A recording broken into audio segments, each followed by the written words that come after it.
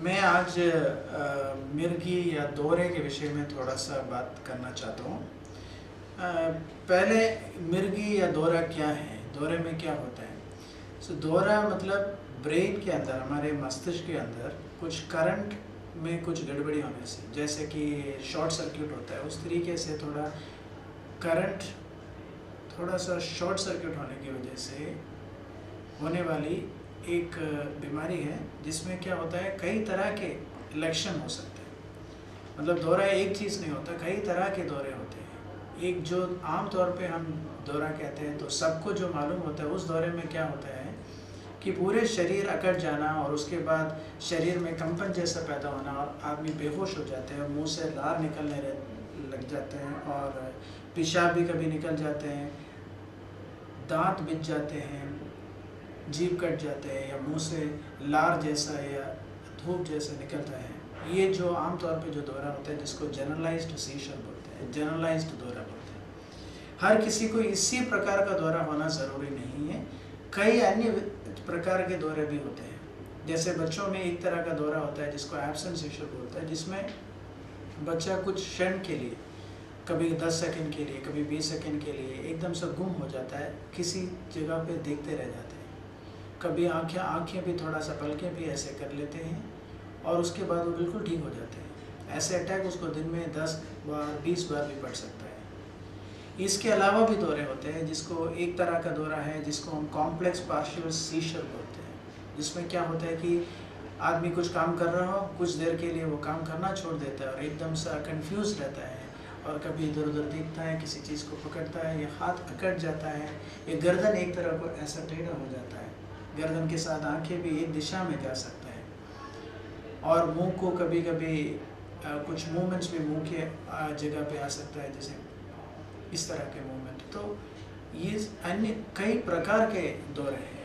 कभी कभी दौरा ऐसा भी लग जाता है कि पेशेंट कुछ देर के लिए, कुछ क्षण के लिए, कुछ सेकंड्स के लिए, कुछ मिनट के लिए उनके व्यवहार में परिवर्तन आ गया, वो ज़्यादा इरिटेट हो गया, एजिटेट हो गया, हाथ पैर हिलाने लगा। मतलब दौरे के हज़ारों मैनिफेस्टेशंस है, हज़ारों तरह प्रकार से दौरा पड़ सकता है। ये सारे दौरे का एक विशेष, एक कॉमन फीचर ये है कि ये सारे जो दौरे हैं कुछ देर के लिए आते हैं, फिर चले जाते हैं। कभी कभी कुछ सेकंड के लिए, कभी कभी 1-2 मिनट के लिए, 5 मिनट के लिए, 10 मिनट के लिए। पूरे दिन भर दौरा नहीं रहता आमतौर पर। तो इसलिए बार बार आना और कुछ समय के लिए आना, ये दौरे का सबसे एक कॉमन चीज़ है। मगर जो उनकी जो अलग प्रकार से, जैसे मैंने बताया, हो सकता है। जब दौरा बार बार पड़ने लग जाते हैं, जैसे दो या उससे अधिक बार पड़ने जाते हैं, तो उनको, उस व्यक्ति को मिर्गी की बीमारी है ऐसे कह सकते हैं। मगर मिर्गी की बीमारी भी कुछ ऐसे कैटेगरी ऑफ बीमारी भी है जो एकदम दवाई देने के बाद तुरंत ठीक हो जा सकते हैं। एक बहुत ही कम प्रतिशत दौरे ऐसे हैं, कम प्रतिशत मिर्गी के मरीज़ ऐसे हैं जिसमें दवाई देने के बावजूद उसकी दौरा कंट्रोल में नहीं आता। वो तो बहुत ही मामूली 5 से 10% लोगों में ऐसा प्रॉब्लम होता है। तो पहला चीज़ मैं ये कहूँगा कि अगर किसी को, आपको या आपके किसी रिलेटिव को दौरे की बीमारी होते हैं, तो उसमें डरने की या उसमें आशा होने की कोई ज़रूरत नहीं है, क्योंकि ये बीमारी एक ऐसी बीमारी है जो अन्य ब्लड प्रेशर या शुगर, उस तरह की बीमारियों से भी अच्छे से कंट्रोल में आने वाली बीमारी है। कुछ लोगों को दवाई कई महीनों के लिए या 1-2 साल के लिए लेना पड़ता है, कुछ लोगों को ज़िंदगी भर लेना पड़ता है, मगर ये दवाई से 70 to 80%, कभी 90% दौरा भी कंट्रोल में आ सकता है। और दूसरा एक और सवाल जो होता है, हर किसी के दिमाग में होता है कि ये मिर्गी क्यों होता है, ये मिर्गी की बीमारी के कारण क्या है। मिर्गी की बीमारी के कई कारण हो सकते हैं। कभी कभी एक दौरा तो कुछ शुगर कम होने की वजह से, या लकवे की बीमारी के साथ, या नमक कम होने की वजह से, ऐसे एक बार दौरा तो किसी भी कारण से हो सकता है। मगर जब मिर्गी, जब हम कहते हैं एक आदमी को बार बार दौरा पड़ना, उसके कारण हम देखा जाए तो ये मिर्गी के एक प्रमुख कारण ये होता है कि बच्चों को जब जन्म के टाइम पे अगर उनको ऑक्सीजन नहीं मिलता, वो देर से रोया हो, उसकी वजह से ऐसे बच्चों को आगे चल के मिर्गी के दौरे पड़ सकते हैं, वो एक कारण है। दूसरा, सर में हल्का सा चोट लगने से भी अगर बार बार चोट लगने से या सर को चोट लगने के कारण बाद में जाके किसी को दौरा पड़ सकता है, या कोई अल्कोहल वगैरह लेते हैं तो उसके साथ साथ उसको दौरा पड़ सकता है। फिर जो बच्चों में जो आमतौर पे दौरा पड़ता है या यंग पेशेंट्स में, जो जवान लोगों में जो दौरा पड़ता है, उसमें कभी कभी जेनेटिक कारण से भी दौरा पड़ता है। इसका मतलब ये नहीं कि उनकी आगे की पीढ़ियों में भी ये बीमारी आएगा, इसका ये मतलब नहीं है। ये जेनेटिक वजह से पड़ने वाली मिर्गी के दौरे भी बहुत ही कम प्रतिशत लोगों में आगे की पीढ़ियों में चलता है।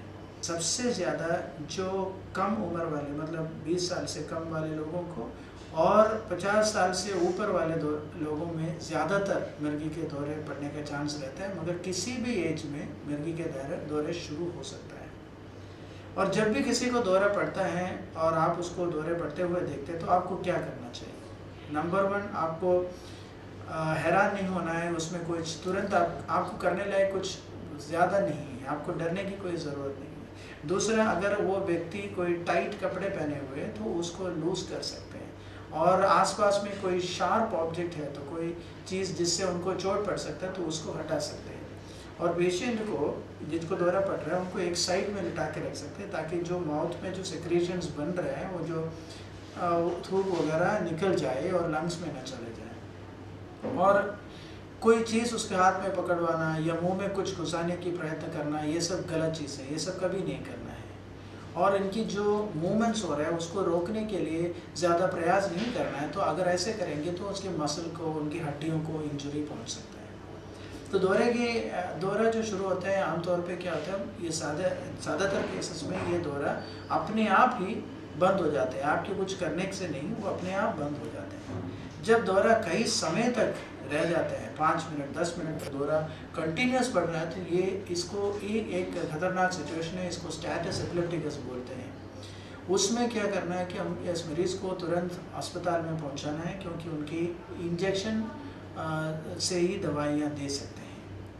और उसके बाद इमीडिएट दौरे को कंट्रोल करने के बाद जब कोई व्यक्ति को बार बार दौरा पड़ता है तो दूसरा चीज़ आपको ध्यान रखना है कि दौरे पड़ने वाले मरीज़ को एक न्यूरोलॉजिस्ट, ये ब्रेन के विशेषज्ञ डॉक्टर की ट्रीटमेंट की ज़रूरत है। पीडियाट्रिक्स के डॉक्टर या फिर मेडिसिन के डॉक्टर भी दौरे का इलाज कर सकते हैं, मगर कम से कम एक बार न्यूरोलॉजिस्ट की सलाह लेना बहुत ज़रूरी है, क्योंकि न्यूरोलॉजी के डॉक्टर इसके बारे में काफ़ी समय तक अध्ययन कर चुके हैं। तो न्यूरोलॉजी के डॉक्टर के पास जाने के बाद वो आपसे पहला दौरे के विषय में पूछेंगे, तो जो भी जानकारी आपके पास है वो आप उनको दे सकते हैं, क्योंकि वो बहुत मूल्य होता है किस तरह का दौरा इनको पड़ रहा है, ये निर्णय करने के लिए जो हिस्ट्री बताते हैं, आपने जो भी देखा दौरे के बारे में सारे डिटेल्स बताने से उसको काफ़ी मदद मिलेगा। फिर दूसरा चीज़, डॉक्टर आपको EEG टेस्ट करने के लिए बोलेंगे, इलेक्ट्रोएन्सेफेलोग्राफ। उसमें क्या होता है कि ब्रेन के ऊपर छोटे से तार टाइप का इलेक्ट्रोड्स लगाते हैं, और बहुत ही आसानी से करने वाले एक टेस्ट है। ये हम 45 मिनट्स तक करते हैं। पेशेंट जागते हुए भी और सोते हुए भी उनका EEG टेस्ट होता है। EEG टेस्ट सबसे पेशेंट की हिस्ट्री के अलावा सबसे महत्वपूर्ण टेस्ट होता है, जिससे कि हम पता चल सकता है कि किस तरह का और किस टाइप ऑफ एपिलेप्सी या किस प्रकार की एक मिर्गी के दौरान वो है। उसके बाद MRI टेस्ट होता है। MRI taste different type of MRI होते हैं, जिससे हमें पता चल सकता है कि इनकी दिमाग में कभी कभी क्या होता है, दिमाग के अंदर कीड़ा, लोग कहते हैं आमतौर पे, उसमें न्यूरोसिस्टिक सर्कोसिस या ब्रेन के अंदर TB होने से, ट्यूबरकुलोसिस होने की वजह से दौरा पड़ सकता है। ये एक बहुत इंडिया में एक बहुत इम्पोर्टेंट कारण है दौरा पड़ने के लिए। वो सब MRI के द्वारा हम निर्णय कर सकते हैं। इसके अलावा आम तौर के मिर्गी के दौरे पड़ने वालों को EEG और MRI टेस्ट से ही EEG MRI टेस्ट और पेशेंट की सारे हिस्ट्री जानकारी के बाद एक डायग्नोसिस में पहुंच जाते हैं डॉक्टर, और आपको ट्रीटमेंट शुरू करते हैं। आजकल की जो दवाइयां हैं काफ़ी एडवांस दवाइयां हैं मिर्गी के दौरे के लिए। तो पुराने ज़माने की जो दवाइयाँ थे उसमें बहुत सारे साइड इफ़ेक्ट्स पेशेंट्स को होते थे, मगर अभी जो नए दवाइयाँ हैं मिर्गी के दौरे के लिए उसमें साइड इफ़ेक्ट्स के चांसेस बहुत कम हैं। अगर सही दवाई सही जिस प्रकार की दौरा पड़ रहा है, जिस प्रकार की मरीज़ है, उनके अनुसार सही दवाई दी जाती है तो साइड इफ़ेक्ट्स की चांसेस बहुत कम होती है और इसके लिए आपको दवाइयों से डरने की कोई ज़रूरत नहीं है। एक दवाई से ही यूजुअली ट्रीटमेंट स्टार्ट करते हैं और एक दवाई से अगर मुर्गी की दौरा कंट्रोल नहीं होता तभी दूसरा दवाई ऐड किए जाते हैं और 2 दवाइयों से ही 80 to 90% दौरे कंट्रोल में आ जाते हैं। ये दवाइयाँ लेने के अलावा आपको कुछ और चीज़ों की भी ध्यान रखना है। नंबर 1, आपकी नींद हर दिन पूरा होना चाहिए, आपकी शेड्यूल बहुत ही सिस्टमेटिक होना चाहिए और तीसरा ये है कि आपको समय समय पर खाना खाना चाहिए और ज़्यादा टाइम टीवी के सामने या मोबाइल के सामने गुजारना नहीं है। इसके अलावा दवाइयाँ की डोज कभी भी मिस नहीं होना है। हर दिन एक ही समय पे जो आप तय करते हैं उसी समय उस दवाई को लीजिए। दवाई मिस होने से दोबारा से पड़ सकता है। और इसके अलावा आप इस दवाई लेने के अलावा आपको कुछ करना नहीं है। आप किसी जादू टोने वाले उस टाइप के लोगों के पास जो ऐसे बोर्ड लगा के रखते हैं कि हम मुर्गी का इलाज कर सकते हैं बिना दवाई के, उनके भरोसा नहीं जाना है क्योंकि मुर्गी एक ऐसा बीमारी है जिसमें इंग्लिश मेडिसिन में, मॉडर्न मेडिसिन में बहुत अच्छा इलाज है। और अब रही बात 10% लोगों की या 5 से 10% लोगों की जिसमें दौरा कंट्रोल में नहीं आता, तो उसमें एपिलेप्सी के जो विशेषज्ञ डॉक्टर हैं, न्यूरोलॉजी के डॉक्टरों के अंदर भी कुछ डॉक्टर्स हैं जो एपिलेप्सी में और ज़्यादा अध्ययन कर चुके हैं और वो एपिलेप्सी के एक्सपर्ट्स माने जाते हैं। ऐसे डॉक्टर्स उसके विषय में ध्यान करेगा और ये देखेगा कि उनकी कुछ और दवाइयाँ इंट्रोड्यूस करने की ज़रूरत है कि नहीं, और कुछ प्रतिशत लोगों में सर्जरी की भी ज़रूरत पड़ सकती है। वो सिर्फ 5 से 10% लोग हैं जिसमें उन लोगों को एपिलेप्सी सर्जरी करके एक सर्जिकल प्रोसीजर है, एक ऑपरेशन है जिसके ज़रिए ब्रेन के अंदर कुछ ऐसे कनेक्शंस हटा सकते हैं या कुछ जो अबनॉर्मल एरिया से अबनॉर्मल जगह है उसको हटा के पेशेंट को एपिलेप्सी से मुक्ति दिला सकते हैं। तो वो एक छोटे प्रतिशत लोगों में होता है। इसके अलावा एपिलेप्सी के मरीज़ों को अगर कंट्रोल में आते हैं तो नॉर्मल लाइफ जी सकते हैं। वो उसको शादी करने के लिए या बच्चे होने के लिए कोई प्रॉब्लम नहीं होता।